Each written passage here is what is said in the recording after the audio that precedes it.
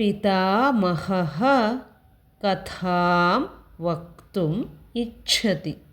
पौत्रः कथां श्रोतुम् उत्सुकः अस्ति। माता पक्तुं पाकशालां प्रविशति। बालकः लेखितुम् उद्युक्तः।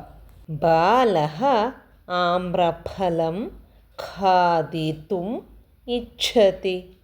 जनाः चलचित्रं द्रष्टुं चित्रमन्दिरं गच्छन्ति। बालिका जयं प्राप्तुं वेगेन धावति।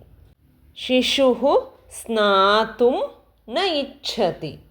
सः क्रीडितुं क्रीडाङ्गणं गच्छति। सिंहः जलं पातुं नदीं गच्छति।